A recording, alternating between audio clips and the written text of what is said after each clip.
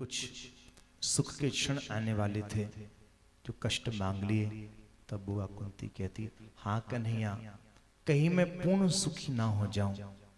वही सुख दुख के समान है जिसमें जीव आपको भूल जाया करता है। कम से कम कष्ट आएंगे तो उनका भंजन करने के लिए आपको आना पड़ेगा। आप आओगे तो इस बहाने मुझे आपका दीदार हो जाएगा, इसलिए मैं सुख नहीं चाह रही हूं। सुख के माथे सिल पड़े, नाम ही ते जाए। सुख के माथे सिल पड़े, नाम ही ते जाए। बलिहारी वा दुख की, पल पल नाम रटा। बलिहारी दुख की, पल पल नाम रटा। पल पल नाम रटा, पल पल नाम रटा।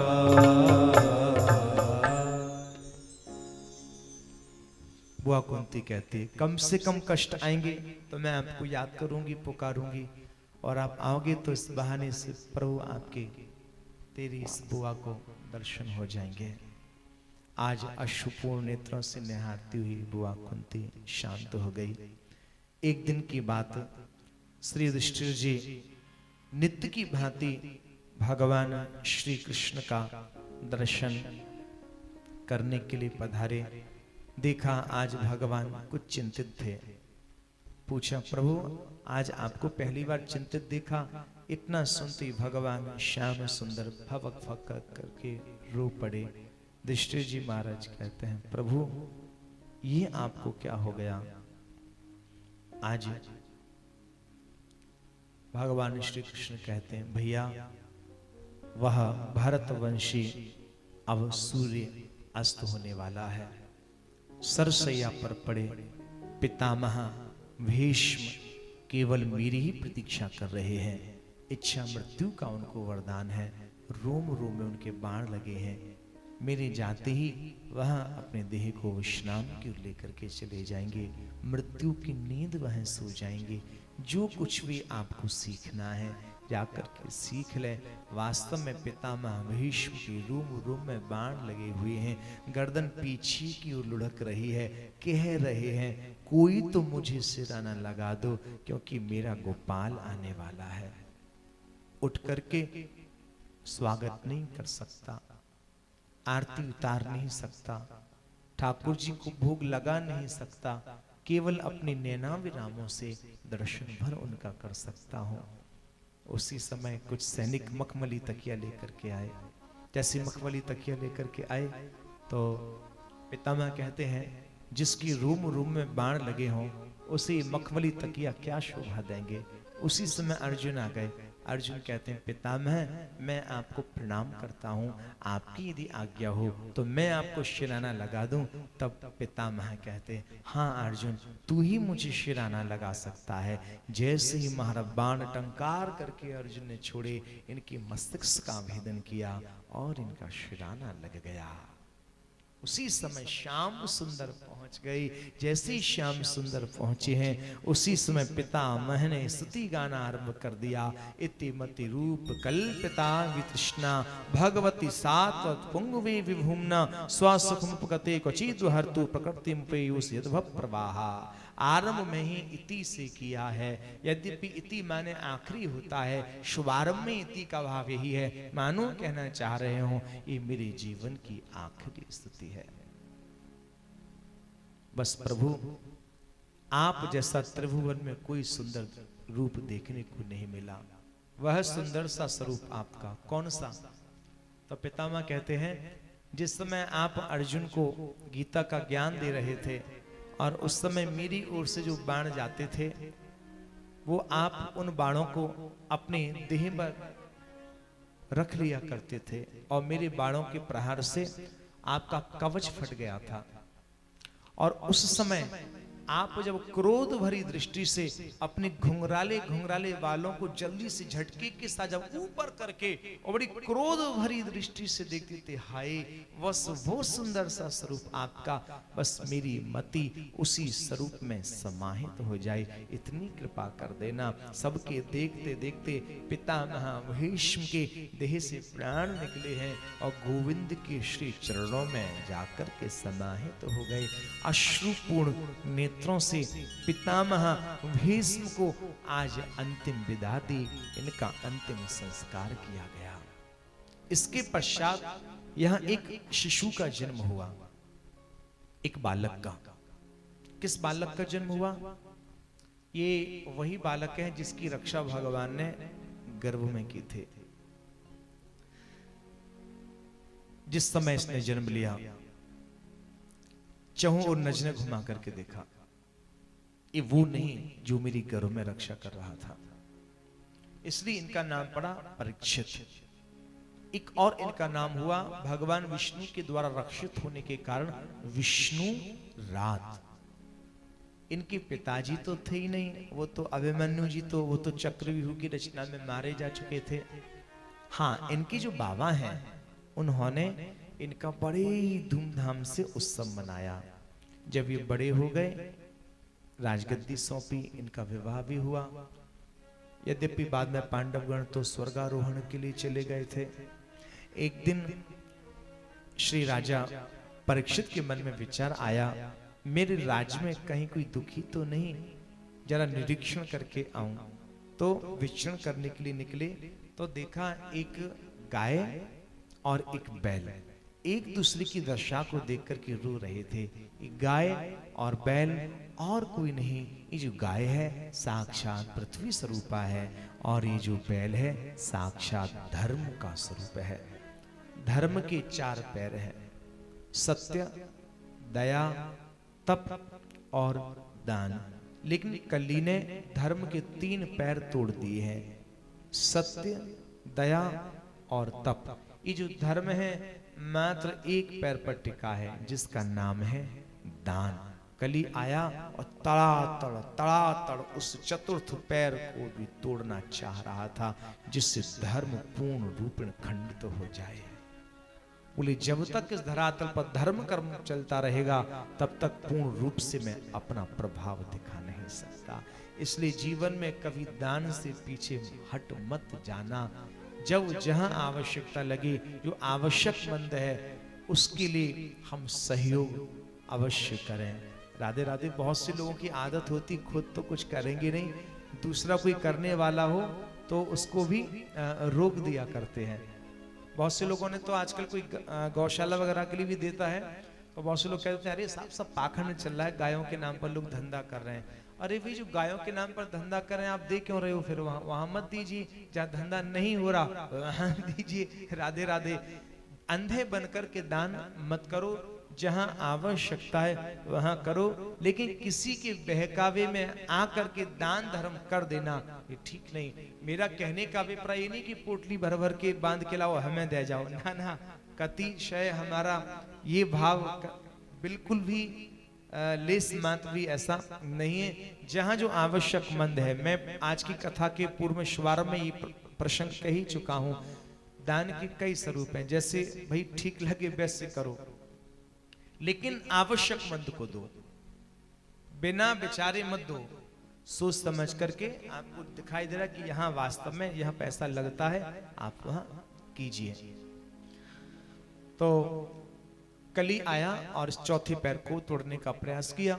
राजा परीक्षित जी पहुंच गए। कौन है भाई तू मेरे राज्य में जो अत्याचार कर रहा है? छोड़ूंगा नहीं तुझे। उसी समय चरणों में आकर के नतमस्तक हो गया, त्राहे माम रक्षा करे मेरी। तब राजा परीक्षित ने कहा मेरे राज्य से चला जा। तब ये कली कहता है कहां जाऊं महाराज, जहां तक नजरें जाती हैं वहीं तक आपका ही साम्राज्य दिखाई देता है, कहां चला जाऊं मैं? तब 4 स्थान राजा परीक्षित ने कली को प्रदान किए। बोले जहां चोरी की जाती हो वहां तेरा निवास होगा, जहां पराये धन का हरण किया जाता हो, पराई स्त्री का, वहां तेरा निवास होगा। जहां शराब पी जाती हो वहां तेरा निवास होगा। और चौथा स्थान दिया वध स्थल यानी कसाई खाना, वहां तेरा निवास होगा। तब कली कहता है महाराज ये चारों स्थान तो बहुत गंदे हैं, बुरे तेरे लिए अच्छे हैं, तू इन्हीं जगहों के लायक है। तभी कहता है नहीं नहीं कोई अच्छा सा स्थान और दीजिए। तब एक पांचवा स्थान और दिया स्वर्ण में। राधे राधे। किस स्वर्ण में? जो अनीति पूर्वक हम लोगों ने जो अर्जित किया है। यद्यपि विभूतियों में तो कृष्ण कहते हैं धातुओं में तो मैं सोना हूं। राधे राधे। खैर यहां पर यही भाव है कि जो अनीति पूर्वक जो कमाया है उस स्वर्ण में कली का निवास है। अब राजा परीक्षित तो चले गए, कली विचार करने लगा कब राजा गड़बड़ करें और कब मैं इनके ऊपर अपना प्रभाव दिखाऊं।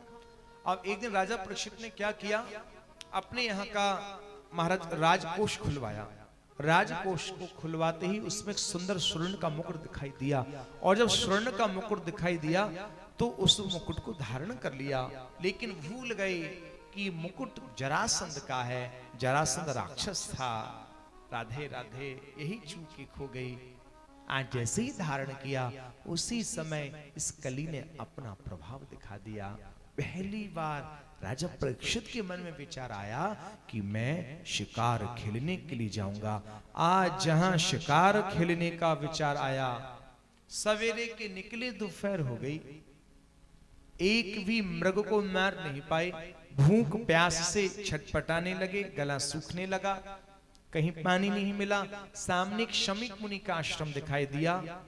वहां जब पहुंचे किसी ने इनकी सुनवाई नहीं की तो क्रोधित हो गए। एक मृत सर्प पड़ा हुआ था, उससे बाण से उठाया और इनके गले में डाल दिया। अब महाराज ये तो वापस लौट आए। शमीक मुनि का पुत्र है, नाम है उसका श्रृंगी। एक कौशिकी नाम की नदी के किनारे अपने सखाओं के संग खेल रहा था।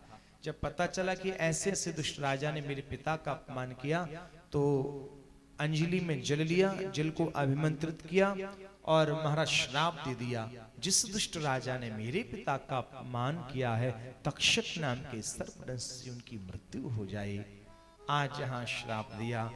तब शमीक मुनि को भी बुरा लगा, कहा पुत्र शमीक अच्छा नहीं किया, वैसे भी इस पृथ्वी पर धर्म स्वरूप राजा दिखाई नहीं देते, एक राजा परीक्षित ही तो था। खैर कोई बात नहीं, जाओ राजा के लिए खबर करवा दो।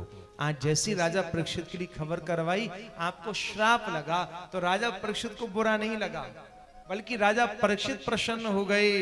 क्यों? बोले श्राप नहीं, मेरी ऊपर तो कृपा हो गई। राधे राधे। संत के क्रोध में कृपा है। एक बात याद रखना, संत 3 प्रकार से कृपा करता है। राधे राधे। कितने प्रकार से? 3। कैसे?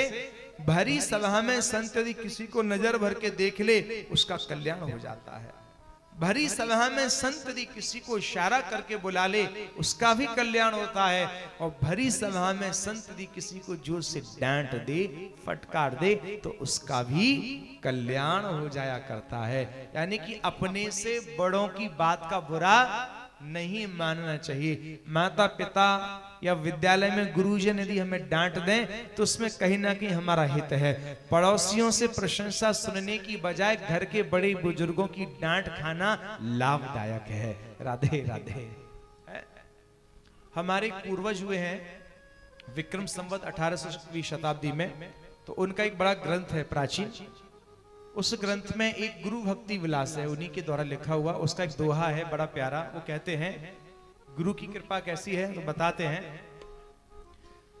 सूरज की तेजी भली भली गुरु की त्रास, सूरज की तेजी भली भली गुरु की जो सूरज तेजी करे जल बरसन की आस, जो सूरज तेजी करे जल बरसन की आस, जल बरसन की आस, जल बरसन की आस। सूर्य जितना तपेगा गर्मी जितनी ज्यादा होगी वर्षा उतनी ही अच्छी हुआ करती है। ठीक इसी प्रकार से महाराज सदगुरु डांट दे, फटकार दे, हमारे गुरुजन, हमारे माता पिता हमें डांट दें, फटकार दें, तो किसी भी प्रकार का बुरा नहीं मानना चाहिए। कहीं ना कहीं उसमें हमारा कल्याण ही छुपा रहता है, हमारा हित ही छुपा रहता है। इसलिए राजा परीक्षित ने कहा कि मेरे ऊपर श्राप नहीं, ये तो मेरे ऊपर संत की करुणा वर्षी है। आए हाय हाय। उसी समय राजा परीक्षित ने आज सर्वस्व राज्य अपने पुत्र जन्मेजय को दिया और स्वयं गंगा किनारे पहुंचे हैं। बड़े बड़े ऋषि मुनियों का वहां पदार्पण हुआ। चर्चा चलने के लिए लगी कि राजा परीक्षित का कैसे कल्याण होगा।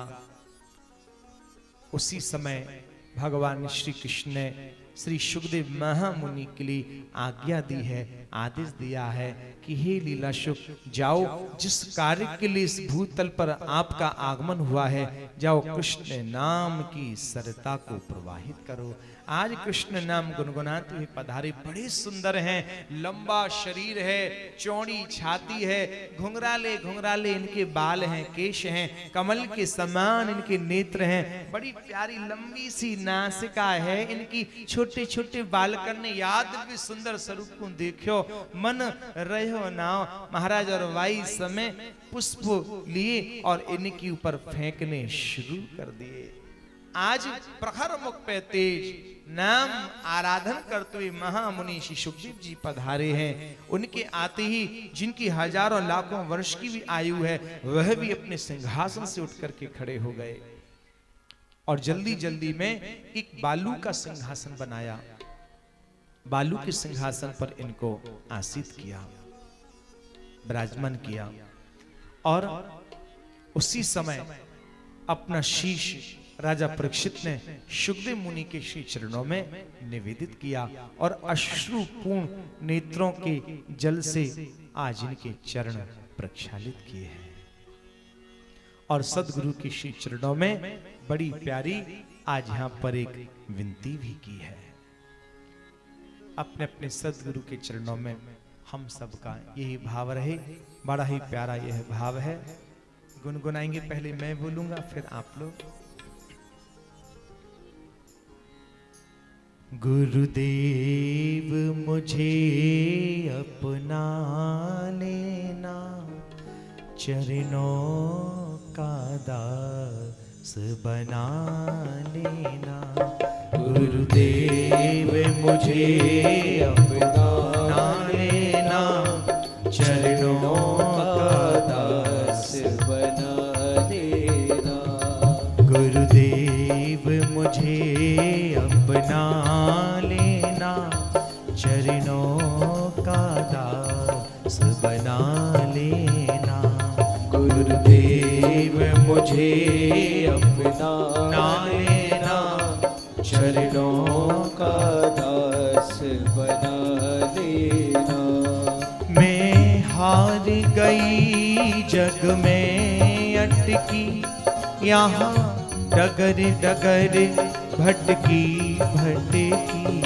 मैं हार गई जग में भटकी, यहाँ डगर डगर भटकी भटकी। मैं हार गई जग में अटकी, यहाँ डगर डगर अटकी भटकी। मैं हार गई जग में भटकी, यहाँ डगर डगर अटके भटके। इस जग से पार लगा देना, गुरुदेव मुझे अपना लेना। इस जग से पार लगा देना, गुरुदेव मुझे अपना लेना।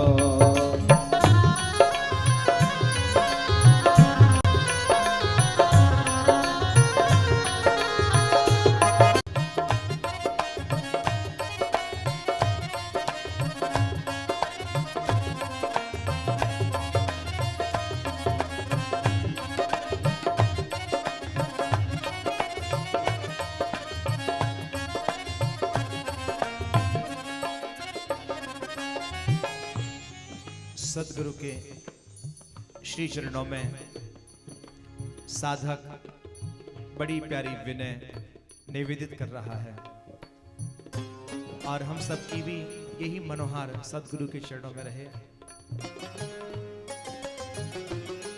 मेरे मन की आशा टूटे नहीं, वृंदावन धारा छूटे नहीं। ओ मेरे मन की आशा छूटे नहीं, वृंदावन धारा टूटे नहीं। मेरे मन की आशा टूटे नहीं, वृंदावन धारा छूटी नहीं। ओ मेरे मन की आशा टूटे नहीं, वृंदावन धारा छूटे नहीं।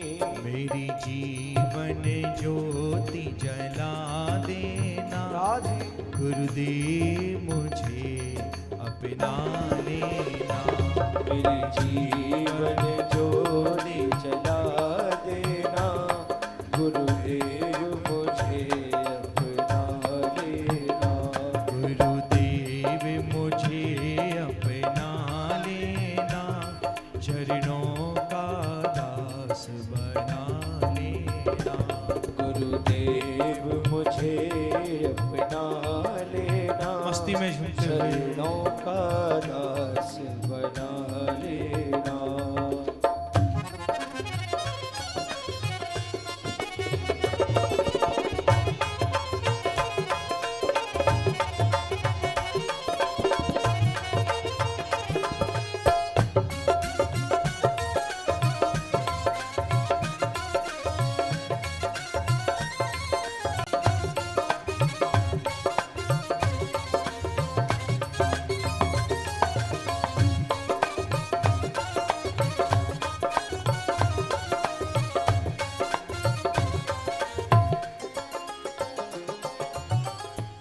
सदगुरु के श्री चरणों में साधक एक बड़ी प्यारी मनोहार व्यक्त कर रहा है।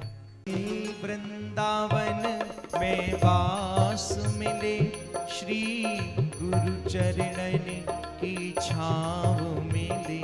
ओ मोहे वृंदावन में वास मिले, और गुरु चरणन के छाँव मिले। मोहे वृंदावन में वास मिले, श्री गुरु चरणन की छाँव मिले। और गुरु चरणन की छाँव मिले। हित कुंजन कुंजन कोने में, मोहि ठोर जयरासी दे देना। हित कुंजन कुंजन के कोने में, मोहे ठोर जरासी दे देना। गुरुदेव मुझे अपना लेना, चरणों का दास बना लेना। गुरुदेव मुझे अपना लेना, चरणों का दास बना लेना। चरणों का दास बना लेना। चरणों का दास बना लेना। चरणों का दास बना लेना। चरणों का दास बना लेना। राजा परीक्षित ने सदगुरु श्री शुकदेव महामुनि के श्री चरणों में शीश निवेदित किया, अश्रु पुनेत्रों के जल से चरण प्रक्षालित किए और हाथ जोड़ करके कहा, महाराज श्री वरियाने सते प्रश्न। हे महाराज श्री, ऐसा कोई जप तप व्रत साधन हमें बताएं जिनकी मृत्यु नजदीक है, उन जीवों को क्या करना चाहिए। जब यह प्रश्न पूछा, शुकदेव मुनि गदगद हो गए, क्योंकि इनका प्रश्न बड़ा ही विशेष है। इनका प्रश्न किसी व्यक्ति विशेष या निजी कामना से नहीं जुड़ा, एक संत और एक संसारी में ही अंतर है। संसारी जब भी कुछ मांगता है, चाहता है, उसका कहीं ना कहीं कोई निजी स्वार्थ होता है। लेकिन संत कभी अपने लिए कुछ नहीं मांगता। संत जब भी मांगता है विश्व कल्याण के लिए मांगता है। राजा परीक्षित ने ये नहीं कहा श्राप मुझे है, मेरा कल्याण कैसे होगा, ये नहीं कहा। ये निवेदन किया जन सामान्य प्रत्येक जीव कर सके ऐसा कोई साधन हमें बतलाइए। वरना आजकल तो लोग अपने दुख से दुखी ना होकर के दूसरे के सुख को देख के महाराज दुखी है, अपने दुख से दुखी नहीं। एक बार कोई मिला, बोले भाई बड़े परेशान हो, क्या बात है? बोले क्या बताएं, परेशानी तो पीछा छोड़ती नहीं। बोले क्यों? बोले पहले हम बहुत सुखी थे, अब किसकी नजर लग गई? अरे बोले देखो हमें तो 40 साल हो गए व्यापार करते करते, 40 साल में मात्र 2 तल्ले का मकान बनवा पाए। पड़ोसी को तो देखो 4 साल हुए व्यापार में आए, 4 तल्ले का मकान खड़ा कर लिया। क्या चाहते हो? बस प्रभु इतनी कृपा कर दें ऐसी आंधी आए कि उसके 2 तल्ले नीचे गिर जाए, मेरी बराबरी पे आ जाए। राधे राधे। है? लेकिन यहाँ पर राजा परीक्षित ने ये नहीं कहा मेरा कल्याण कैसे होगा, श्राप मुझको है। आप ऐसा कोई साधन बताएं, जप तप बताएं, पूजा पाठ बताएं, जन सामान्य प्रत्येक जीव कर सके। तब श्री शुकदेव मुनि कहते हैं राजन वरियानि सते प्रश्न कृतो लोक हितम नृप आत्मविद सम्मतः पुंसाम श्रोतव्याद सुयः परः। आपने जो प्रश्न पूछा है ये ज्ञानी जनों से, विद्वत जनों से सम्मत है और समस्त लोक का हित करने वाला है। और वैसे भी तो आपको चिंता करने की कोई बात ही नहीं। आपको तो बहुत दिन मिल गए। खटवांग राजा के पास तो 2 घड़ी शीश थी, 2 घड़ी शीश रहते ही उन्होंने अपना कल्याण कर लिया था। यानी कि हरि की शरण जानने के लिए एक क्षण का वही सत्संग पर्याप्त है जो हमारे हृदय को परिवर्तित कर दे। अब खूब लंबी चौड़ी पूजा पाठ करें महाराज और अंत समय प्रभु के नाम को भूल जाएं, तो ऐसी पूजा पाठ का कोई औचित्य निकल करके नहीं आया करता है।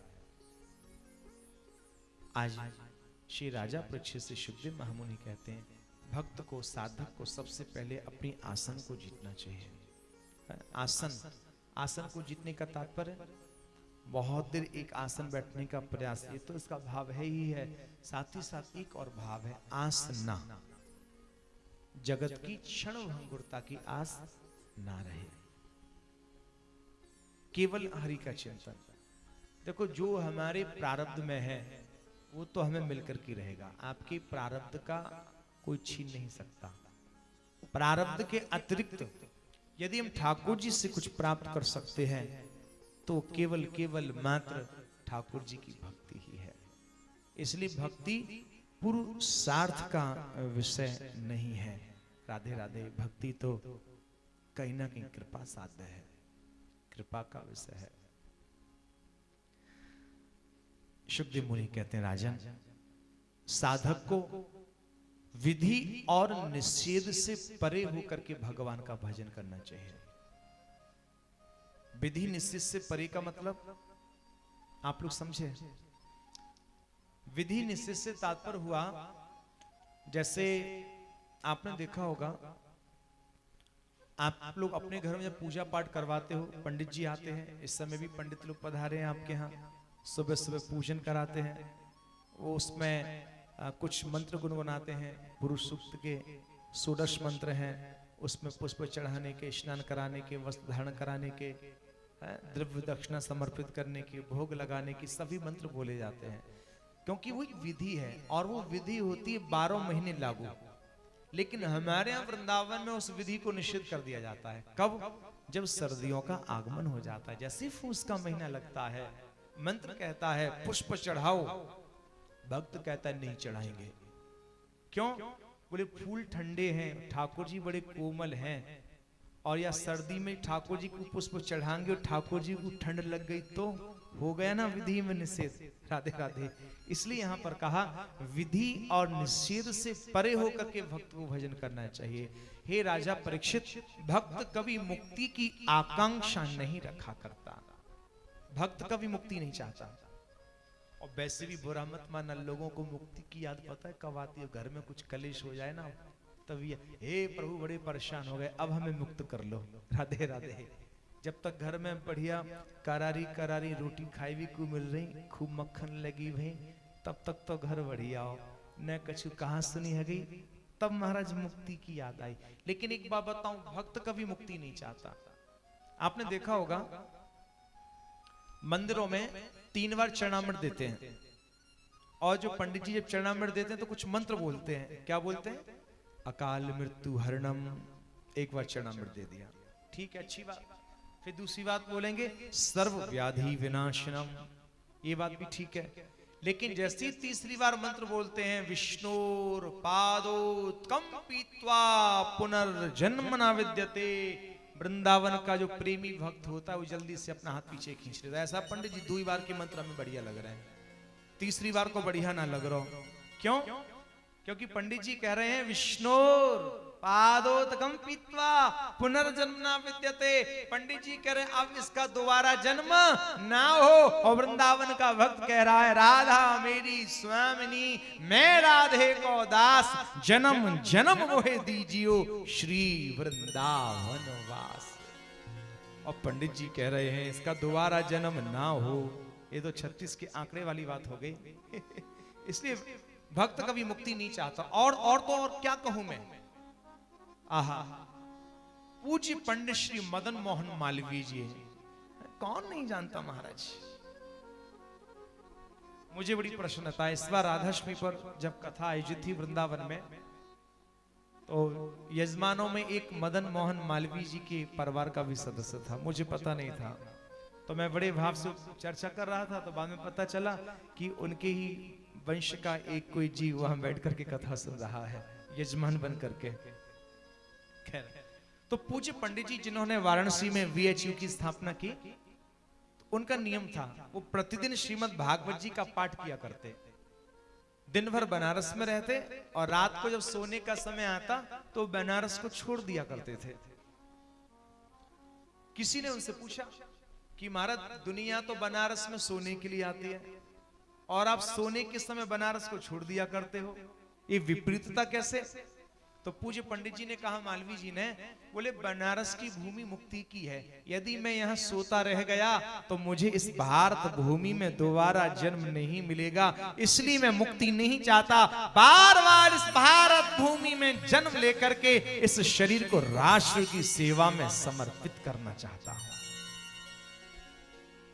चारों मुक्ति न चाहे प्रेमी, ले सेवा को लेस। इसलिए भक्त मुक्ति की भी आशा नहीं रखता,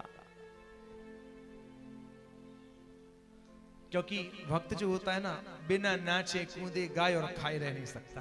राधे राधे। भक्त को नाचना भी होना, गाना भी होना, बार बार प्रभु का प्रसाद भी पाना होना।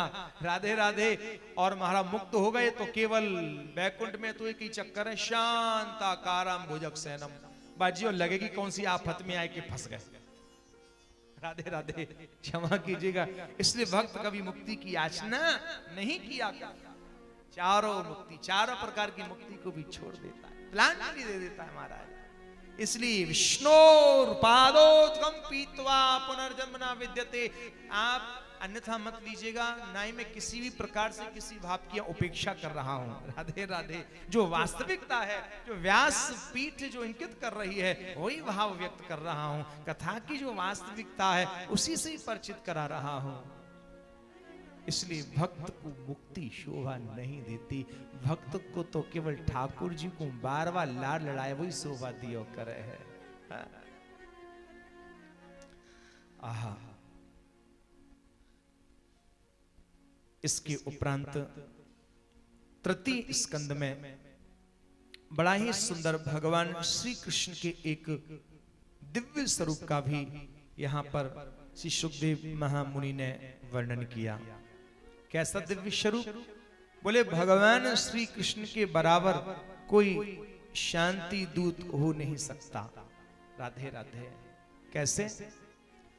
बोले जब पांडवगण वनवास से वापस लौट करके आए पांडवों ने अपना हिस्सा मांगा, दुर्योधन के मन में लालच पैदा हुआ, कौरवों के मन में हिस्सा नहीं दिया गया, तो स्वयं भगवान श्री कृष्ण शांति दूत बन करके गए और भरी सभा में जाकर के कहा, ईमानदारी से भी देखा जाए तो मेरे भक्त का आधा हिस्सा होता है।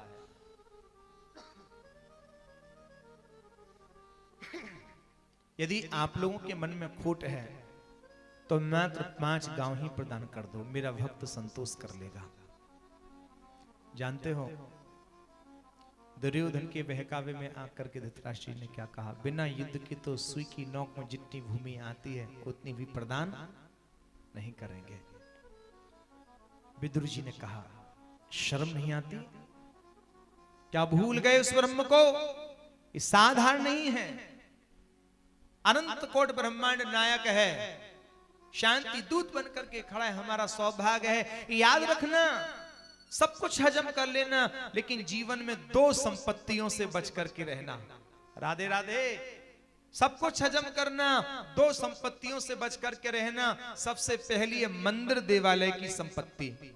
कभी मंदिर देवालय की संपत्ति पर गलत नियत मत डालना। और दूसरी है भाई के हिस्से की संपत्ति। जो इन 2 संपत्तियों पर गलत नियत डालता है, संसार में उसकी वो दुर्गति होती है महाराज, मैं इस व्यासपीठ से उसका वर्णन नहीं कर सकता। वो दुर्गति होती है। दुर्योधन कहता है, हे दासी पुत्र, तू अन्न हमारे यहाँ का खाता है, पक्ष विरोधियों का चला जाए यहां से, क्या ढक के देकर के निकलवाना पड़ेगा? विदुर जी ने कहा, वह समय नहीं आने दूंगा, और उसी समय त्याग पत्र दे दिया। दुर्योधन कहता है, हे प्रभु, कहां से भैयन के झगड़न में फंस रहे हो? तुम्हारे तो 56 भोग तैयार हैं। ठाकुर जी बोले, हमारा न्योतो तो कहीं पहले से निश्चित है। और वहां महाराज मेवाओं का परित्याग करके चल दिए। मुझे बड़ा आश्चर्य होता है जब इस प्रसंग की चर्चा आती है, तो जब यदि कहीं किसी के परिवार में झगड़े का वातावरण देखो तो लोग बड़े खुश होकर पता है क्या बोलते हैं, अरे महाराज आजकल का थोड़ी ना है, तो बड़ा प्राचीन झगड़ा है। उनसे पूछो भाई कितना पुराना है? अरे भाई कौरव पांडवों का। आप बुरा मत मानिएगा, हमने कौरव पांडवों के अलावा और कोई दूसरा एग्जाम्पल अभी तक सुना भी नहीं। बोले राधे राधे। जिससे पूछो, बोले कितना पुराना? कौरव पांडव। अरे भैया ठीक है, मान लिया झगड़ा प्राचीन है, परंपरा चली आ रही है, ठीक है। यदि इस राष्ट्र में हम कौरव और पांडवों का उदाहरण प्रस्तुत कर रहे हैं, तो इसी राष्ट्र में एक और उदाहरण है श्री रामचरितमानस का, वह पावन प्रसंग चित्रकूट की भूमि का, जहां वल्कल भेष धारण करके रघुनाथ जी सिया जी के संग लखन लाल जी के संग वनवास कर रहे हैं, जहां श्री अयोध्या जी के समस्त जीवों को लेकर के भरतलाल जी महाराज पहुंचे शरण में, जहां अयोध्या की संपत्ति को फुटबॉल बना दिया।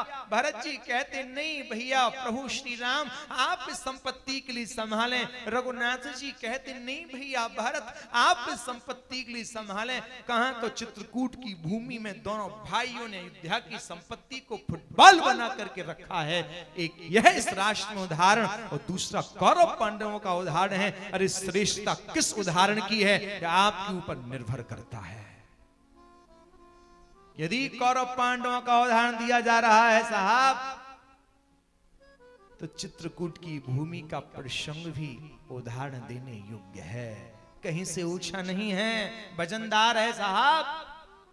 मैं तो कहता हूं छोटी सी आयु 100 वर्ष की पता नहीं कोई जी पाए या ना जी पाए। आधी उम्र तो ईमानदारी से सोने में निकल जाती है, बालपन खेलने कूदने में, युवा अवस्था जवानी के सुख भोगने में आ जाता है, बुढ़ापा लग जाते हैं, शरीर में रोग मर मिट करके चले जाते हैं साहब बेदर्दी बन के, जगत को छोड़ करके। इतना सा जीवन है, काय को महाराज झगड़े में व्यतीत करते हो? जितना हो सके भैया प्रीति पूर्वक प्रेम पूर्वक जीवन को यापन किया जाए। छोटी छोटी बातों को लेकर के महाराज तनाव पैदा करना ना आपके हित में है, ना ही समाज के हित में है।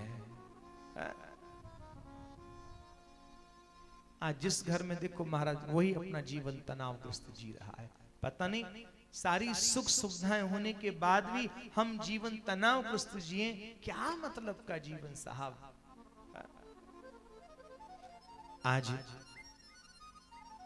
आज महाराज जब ये भाव श्रवण कराया, राज भगवान श्री कृष्ण वहां से चले और श्री विदुरानी जी के हाथ से सुंदर केले के छिलकों का प्रभु ने भोग लगाया है। इसके पश्चात श्री शुकदेव महामुनि ने एक और बड़ा ही प्यारा प्रसंग निवेदित किया। बोले, हे राजन, भगवान के यहाँ के दो पार्षद थे, जय और विजय। आप सब इस प्रसंग से परिचित हैं। सनकादिक भगवान के दर्शनार्थ जब पधारे, तब जय विजय ने अवरुद्ध प्रकट जब किया दर्शनों में, तब उस समय सनकादिकों ने 3 जन्मों तक राक्षस होने का इनको श्राप प्रदान किया। पहले जन्म में ये हिरण्याक्ष और हिरण्यकश्यपु बने। हिरण्याक्ष जो था वह स्वर्ण का बड़ा ही प्रेमी था, इसे सोना बड़ा अच्छा लगता था। इनके जन्म प्रसंग में एक घटना आती है। बोले, एक समय की बात, बोले कश्यप मुनि सूर्यास्त के समय अग्नि कुंड में बैठ करके अग्निहोत्र कर रहे थे। उसी समय दिति ने, जो इनकी पत्नी है, किसी को काम वासना में लिप्त देख लिया, तो उस वासना ने देखते ही इनके हृदय में भी अंकुरित हो गई। तब उस समय काम से पीड़ित होकर के कश्यप मुनि के समक्ष पहुंची और काम की नाना प्रकार की विविध चेष्टाएं की। तब कश्यप मुनि ने कहा कि देखो, तुम्हारे देवर रुद्र इस समय विचरण करते अपने गणों के संग, इसलिए यह कार्य संध्या की वेला में शोभा नहीं देता। ये इतनी काम से व्याकुल हुई कि इनके वस्त्रों को खींचना शुभारंभ कर दिया। जब वस्त्रों को खींचना शुभारंभ किया, अब महाराज कामतुराणाम भयम न लज्जा। अब इन्होंने सोचा क्या करें। तब महाराज अग्निहोत्र से उठे और एकांतिक सुख इनको देख करके पुनः स्नान करके फिर अग्निहोत्र के लिए पधारे। तब दिति लज्जित हो गईं और इनके समक्ष आकर के क्षमा याचना की। तब श्री कश्यप मुनि ने कहा, देवी आपने बहुत बड़ा अपराध किया है, संध्याकालीन वेला में यह कार्य नहीं किया जाता, इससे आपके गर्भ से 2 राक्षसों का जन्म होगा। राधे राधे। तो हिरण्याक्ष और हिरण्यकश्यपु बने हैं। और शास्त्रों में भी 4 कार्यों के लिए संध्याकालीन वेला में मना किया गया है। चत्वारि मानि कर्माणि संध्यायाम परिवर्जयेत, आहारम मैथुनम निद्राम स्वाध्यायम च चतुर्थकम। संध्याकालीन वेला में 4 कार्यों से बचना चाहिए। सबसे पहला है भोजन। सूर्य अस्त के समय भोजन नहीं करना चाहिए। या तो सूर्य अस्त से पहले कर लो या सूर्य अस्त के पश्चात। जो सूर्य अस्त के समय भोजन ग्रहण करता है उसको उदर का रोग होता है, पेट में उसको कष्ट होता है। दूसरा है दुराचार, मैथुन। मैथुन करने से दुराचारी संतान का जन्म होता है। तीसरा है निद्रा, सोना नहीं चाहिए। निद्रा सोने से विद्या का और ज्योति का नाश होता है। चौथा है स्वाध्याय यानी शिक्षा। संध्याकालीन वेला में शिक्षा भी ग्रहण नहीं करना चाहिए, उससे माता सरस्वती रूठ जाया करती हैं। फिर संध्याकालीन वेला में क्या करना चाहिए? बोले संध्याकालीन वेला में सूर्य अस्त के समय सभी जब परिवार के सदस्य एकत्रित हों, उस समय केवल हरि नाम संकीर्तन ही सबको मिलकर के करना चाहिए। राधे राधे। अभी जो वराह, अब महाराज ये जो हिरण्याक्ष था सोने का बड़ा प्रेमी था, जगह जगह सोना ही ढूंढता था। किसी ने कह दिया पृथ्वी के अंदर बहुत सोना है, तो पृथ्वी को चुरा के ले गया। अब महाराज समुद्र के भीतर जाकर के पृथ्वी को छुपा दिया। सृष्टि बढ़ने लगी। अब सृष्टि को कहां रखें? ब्रह्मा जी बड़े परेशान हुए। तो ब्रह्मा जी को उसी समय छींक आई और छींकते समय ब्रह्मा जी की नाक में से एक कीड़ा निकला, और जैसे वो कीड़ा धरती पर गिरा, उस कीड़े ने देखते देखते विशाल स्वरूप धारण किया। ये यहाँ प्रभु का वराह स्वरूप प्रकट हुआ शूकर रूप में। बोली वराह भगवान की जय। और भगवान समुद्र के भीतर पृथ्वी को खोजने के लिए गए। पृथ्वी को जब लेकर के आ रहे थे तब हिरण्याक्ष आया, बोले मेरी पृथ्वी को लेकर के कौन जा रहा है। युद्ध होने लगा। देवताओं के इशारे पर भगवान ने एक तमाचे में इस दैत्य की कर दी गोविंदाय नमो नमः, लगा दिया इसको ठिकाने। और महाराज पृथ्वी को जब वापस लेकर के आए हैं तब पृथ्वी ने सुंदर हरियाली का दर्शन किया। पृथ्वी ने पूछा प्रभु क्या मेरे सिवा और कोई दूसरी पृथ्वी भी है क्या। भगवान ने कहा नहीं। तो फिर बोले मेरे अलावा हरियाली का दर्शन कैसा। तब कहा बोले ये तो हमारे वृंदावन विहारी लाल की कीड़ा स्थली श्रीधाम वृंदावन है, पृथ्वी जो तुझसे भी परे है। राधे राधे। आज चिन्मय वृंदावन का वराह भगवान ने दर्शन कराया। आज पृथ्वी जब आई है ब्रह्मा जी प्रसन्न हो गए। शरीर बढ़ने के कारण महाराज सृष्टि बढ़ने के कारण ब्रह्मा जी ने शरीर के दो भाग किए। एक से मनु जी की उत्पत्ति, दूसरे से शतरूपा जी का प्राकट्य हुआ। इनके यहाँ 3 बेटियां हुई, आकुति, देवहूति, प्रसूति। इनकी जो बेटी है देवहूति जी, इनका विवाह कर्दम मुनि के संग में किया गया।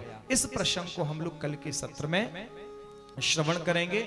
और बड़ा ही सुंदर संवाद है कपिल देवहूति संवाद। यदि इस प्रसंग को अभी पूर्ण करेंगे तो समय बहुत ज्यादा लग जाएगा, इसलिए कल के सत्र में शुभारंभ में इसको हम लोग श्रवण करेंगे।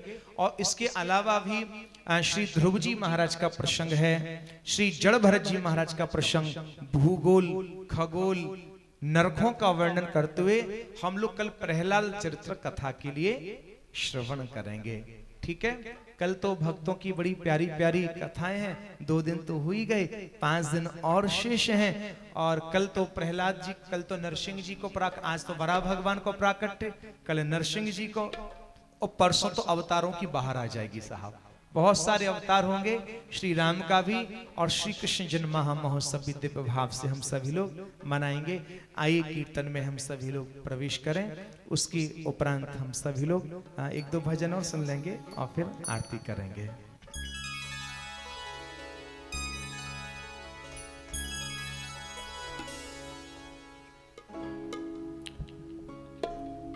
निज चरण ने रस घोरी, मुकर हो किशोरी। निज चरण ने रस घोरी, कृत कृत कर हो किशोरी। निज चरण ने रस घोरी, मोहे कृत कृत कर हो किशोरी। निज चरण ने मन रस घोरी, मोहे कृत कृत कर हो किशोरी। रूप अगाधा, राधा राधा राधा राधा राधा राधा राधा राधा राधा राधा राधा राधा राधा राधा। सभी मिलकर के बोले राधा राधा राधा राधा राधा राधा राधा राधा राधा। श्री राधा राधा राधा राधा राधा राधा राधा राधा राधा राधा राधा राधा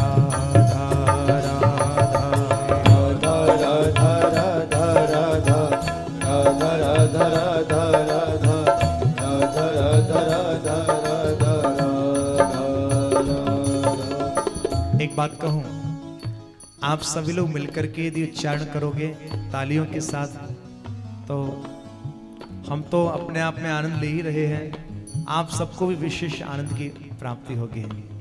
इसलिए आप सभी मेरे साथ गुनगुनाइए। श्री राधा राधा राधा राधा राधा राधा राधा राधा राधा राधा राधा राधा राधा।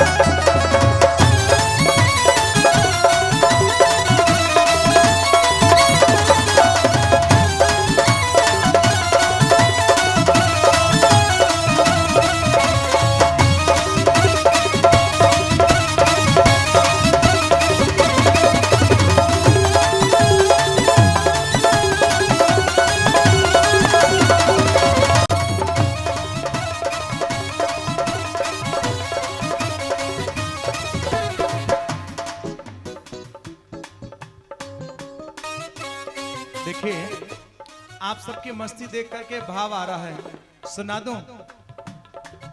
साने वाली ओ तेरी चम चम पायल बाजेरी, ओ बरसाने वाली। तेरी छम छम पायल बाजेरी, हो बरसाने बारी। ओ तेरी छम छम पायल बाजेरी, ओ बरसाने वाली। तेरी छम छम पायल बाजेरी, हो बरसाने बारी। तेरी छम छम पायल बाजेरी, ओ बरसाने वाली।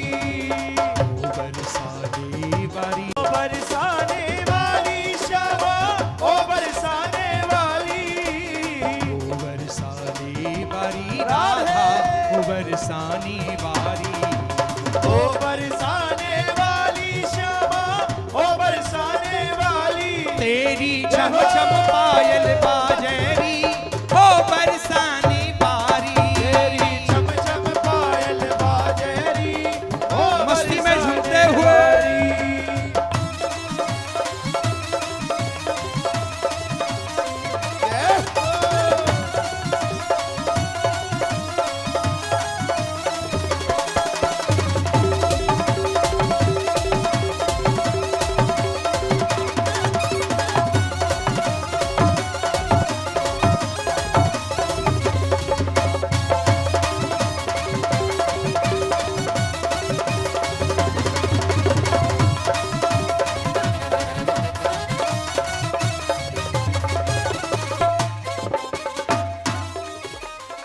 जब पायल बरसाने में बाजी, जब पायल बरसाने में बाजी, जब पायल बरसाने में बाजी, जब पायल बरसाने में बाजी, बरसाने में बाजी, बरसाने में बाजी, बरसाने में बाजी, बरसाने में बाजी, बरसाने में बाजी, बरसाने में बाजी। बरसाने में बाजी, बरसाने में बाजी।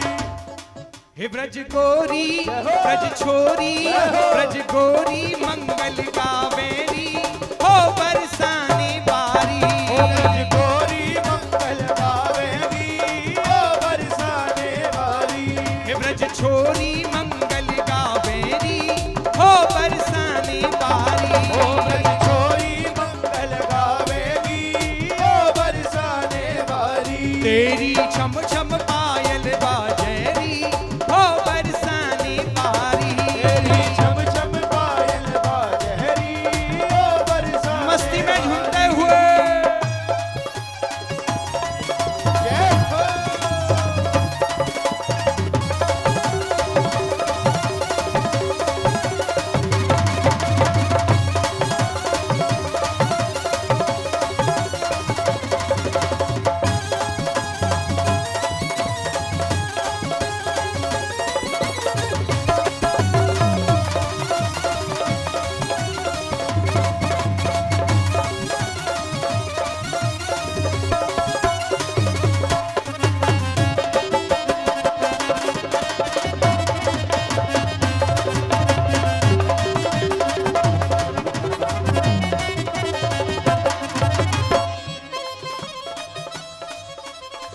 जब पायल पलना में बाजी, जब पायल पलना में बाजी, जब पायल पलना में बाजी, जब पायल पलना में बाजी, पलना में बाजी, पलना में बाजी, पलना में बाजी, पलना में बाजी, पलना में बाजी, पलना में बाजी। पलना में बाजी, पलना में बाजी। और जैसी राधा रानी की आवाज पलना से सुनाई दी, का भयो?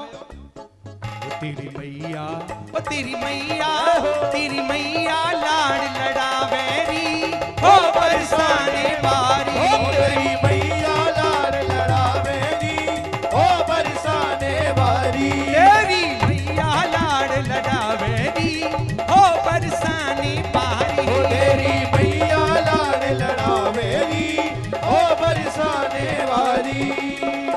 बरसाने बारी श्यामा, हो बरसाने बारी। ओ बरसाने वाली श्यामा, ओ बरसाने वाली। हो बरसाने बारी श्यामा, हो बरसाने बारी। ओ बरसाने वाली श्यामा, ओ बरसाने वाली। ओ तेरी जय हो। है तेरी जय हो। पायल बाजेरी हो बरसानी बारी। ओ तेरी छम छम पायल बाजेरी ओ बरसाने वाली। झूम लो प्यारे, ऐसी मस्ती और कब मिलेगी।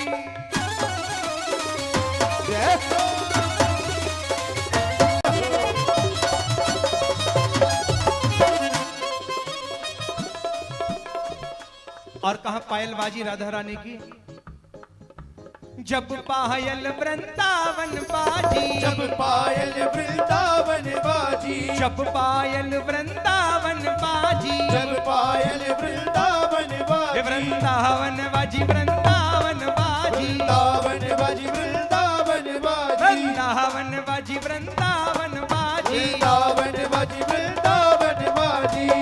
और जब वृंदावन में बाजी कहा भयो, पायल पे पायल पे पायल पे मुरलिया बाजेरी हो बरसाने वाली। ओ पायल पे मुरलिया बाजेरी ओ बरसाने वाली।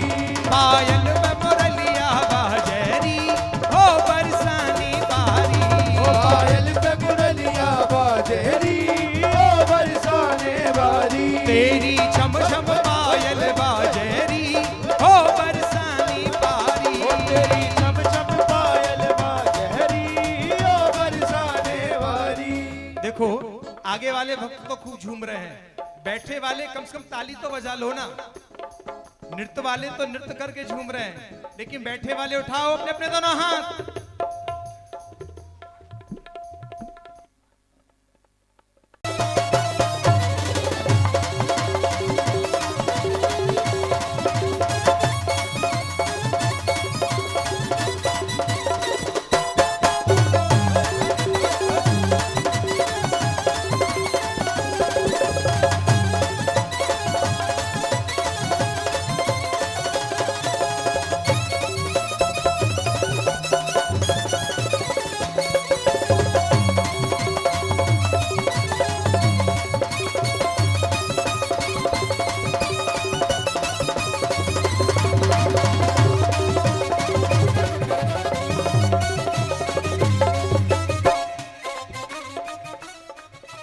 जब पायल यमुना पे बाजी, जब पायल यमुना पे बाजी, जब पायल यमुना पे बाजी, जब पायल यमुना पे बाजी, यमुना पे बाजी, यमुना पे बाजी, यमुना पे बाजी, यमुना पे बाजी, यमुना पे बाजी, यमुना पे बाजी, यमुना पे बाजी, यमुना पे बाजी। और पता है जब यमुना पे आवाज आई पायल की, तो राधा रानी की जो सखियां है ना, वो तेरी सखियां तेरी सखियां तेरी सखियां खेलने आवेरी हो बरसाने बारी। ओ तेरी सखियां खेलने आवेरी ओ बरसाने वाली। तेरी सखियां खेलने आवेरी हो बरसाने बारी। ओ तेरी सखियां खेलने आवेरी ओ बरसाने वाली। जय हो।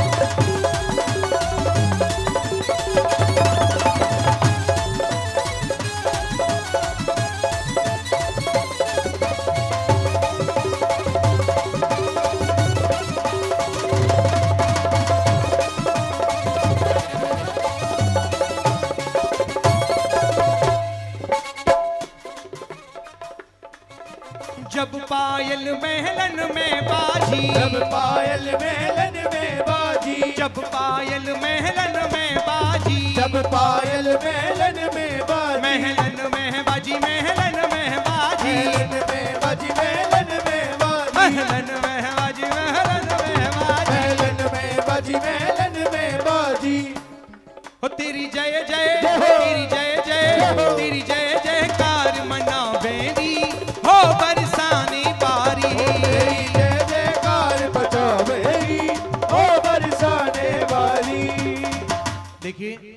हम सब लोग आरती की ओर बढ़ेंगे, इसलिए मैं चाहूंगा एक बार सभी लोग अपने अपने स्थान पर खड़े हो जाएं, क्योंकि आरती सानी बारी तेरी छम छम पायल बाजेरी ओ बरसाने वाली, तेरी छम छम पायल बाजेरी हो बरसानी बारी, तेरी छम छम पायल बाजेरी ओ बरसाने वाली। देखिए खड़े तो हो गए, थोड़ा सा झूम भी लो, क्योंकि परसों तो कन्हैया आए वारो है, सबको झूमना पड़ेगा। उठाओ दोनों हाथ और मीठी मीठी तालियों की सेवा करते हुए जय हो।